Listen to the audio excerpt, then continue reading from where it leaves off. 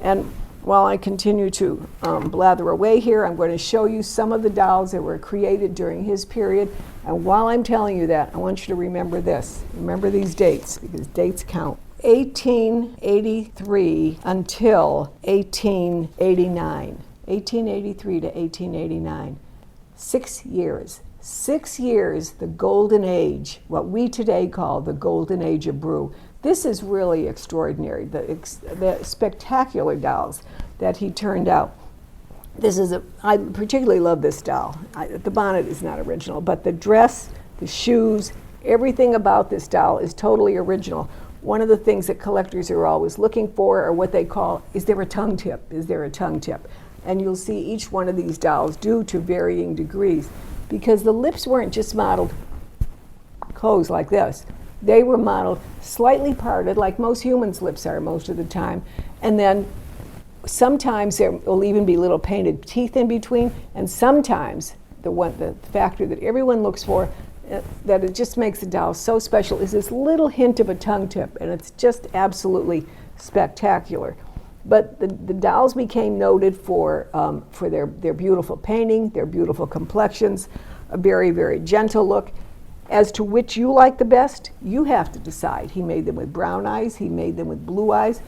The look changed over the next several years. This dress got faded, and it has a newer front, but look at the back of that fabric. That is absolutely extraordinary, the design fabric that he used. And again, I think every one of these 4 dolls have their original. She has original shoes, but missing the little button on them, and she has original shoes as well. So all 4 dolls. Brew was very careful in the costuming. Henry Chevreau. I want to start saying that more and more, because I'm kind of on a mission to give homage to the man that really brought the dolls to the peak of what we within the market today consider the more desirable, the golden age of brew, let's call it that way, or golden age. But Henry Chevreau worked on a lot of things, and costuming was very, very important to him, including the making of the shoes. A lot of question as to who made the heads for the doll, and that it remains kind of a question. And also, who modeled the head? And that's something that is in question too. And let me go back to Brew for a moment himself. There's been some speculation here. So everybody, you're always looking for a new research angle to make your own. Here's one to go for. Who modeled the original Bebe head for Jumeau? You know, years ago, we could never do this kind of research, but these days there's so much available just to do internet tracking. One of the names that's been suggested for possibly having sculpted the original Brew Bebe, the brevet model, is Pierre O. I think it's Auge. I hope I'm saying it right, Auge, who happened to be the next door neighbor of Leon Casimir Brew, who was a famous Parisian sculptor. You can find many of his sculpture works online.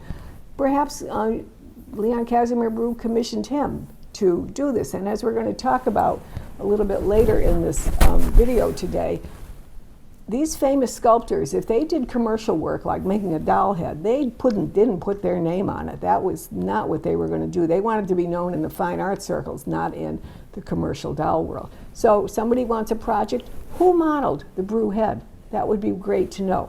Another question is, who made the heads for Brew and then later for Chevreau?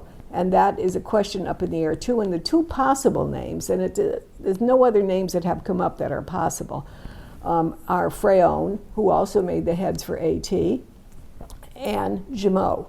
And in this book, which is written by Francois Timer, and if you don't have this book, you need to have this book. So much of what I'm talking about today is laid out in here and discussed in even greater depth than I'm doing. And he talks about the possibility of each one being the possible manufacturer of them. His conclusion at the time the book was written, I don't know how he feels today, because you know how we have opinions on things evolve over time, was that it was probably the Jumeau firm that was commissioned to actually make the heads for Brew. Understand, at this time, when you say a doll is a Brew, what that means is that person was the principal promoter, presenter of that doll. And just that had gone on for 100 years and for more years after this. A bisque head might come from a porcelain firm. Kid bodies or wooden bodies could have been made at home, or could have been made partially at home or partially in the studios. The brew firm never was large. I mean, a few dozen people at most working there. So they weren't tooling out over and over and over again, mass production. Costumes were made differently, eyes were made differently, wigs were made differently. What a firm, take brew for an example, did was the assembly. The assembly, the presentation, the choosing of what they wanted, the quality of the products, and the quality of how it was finally put together and presented. And so that's an interesting research too, is to find out who made the heads for the brew doll. So much more left to do other than just say, oh, I bought a brew. No, let's dig into the background of it a little more. That's where the fun is, it really is. So I have more beautiful ones to show you. When you look at the four faces here, if you keep studying them, you'll see different kind of looks, and that's purely subjective. You decide. There is definitely a look evolves, and I've kind of arranged the four of them during that very small 5-year period. 5 years, remember, 5 years of Henry Chevreau. That is what I think might have been the evolution of the making of the dolls, but you could arrange them differently and see what you think. Wonderful costumes on all of these dolls, by the way. I love this white. This would not be original to the doll, but original to her period. This wonderful embroidered doll. But all of the rest of them, let me show you the hat on this doll, by the way. All of the rest of the costumes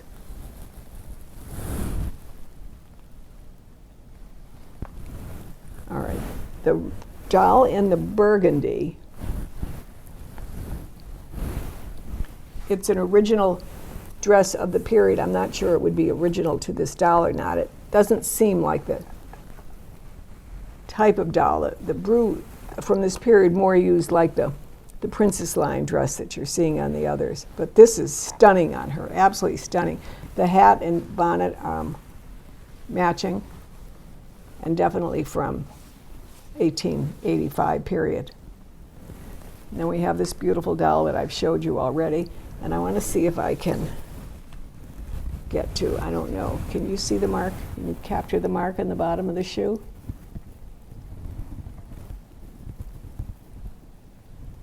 Okay, and so when you can find the doll with its original shoes, that is an absolute wonder to have as well. So here's the changes that Chevreau made. He kept the brew name, that's important. He ended the poupée production. He changed the articulation of the body immediately, and it underwent some other little changes too, but that articulation to have jointing legs was important. He made the body more slender, and in doing so, the very first, sometimes you'll get a doll. I've seen people, they'll call and say, this doesn't make sense.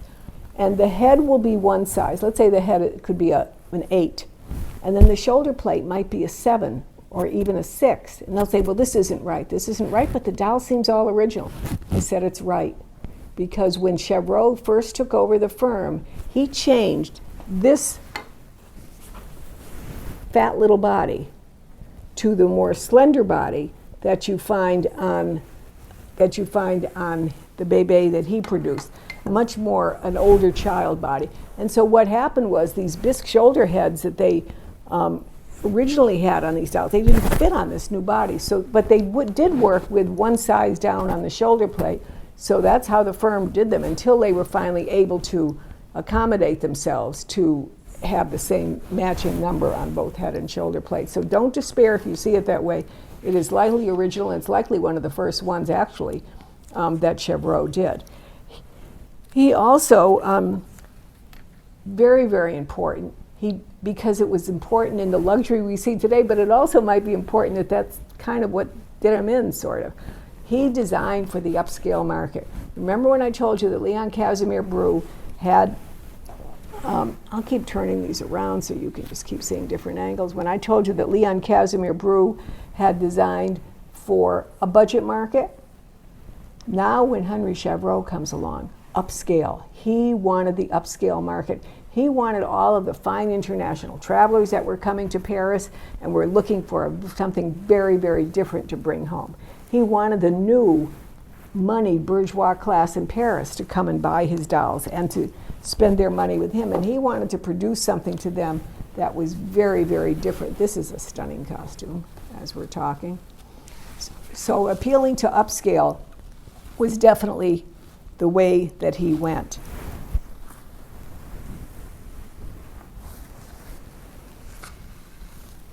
This is a very stunning dress.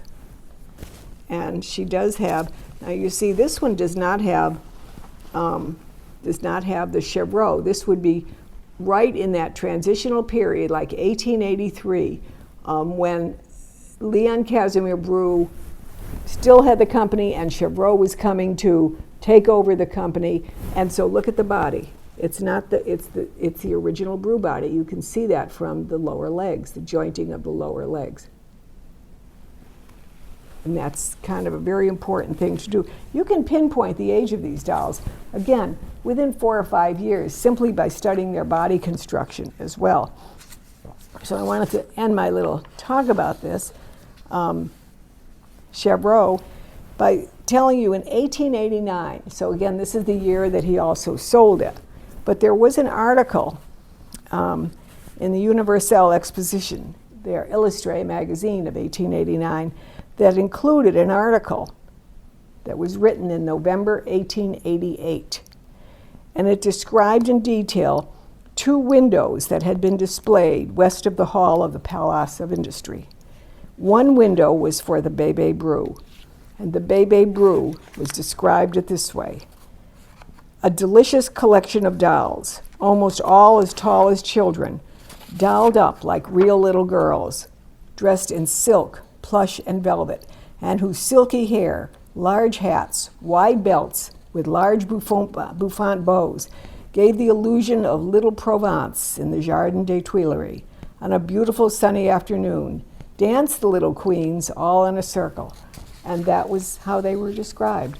In 1889, Chevreau sold the firm to the Girard family, who ran it for the next 10 years before it merged into SFBJ. And they made wonderful dolls too. But right here, these are the golden years.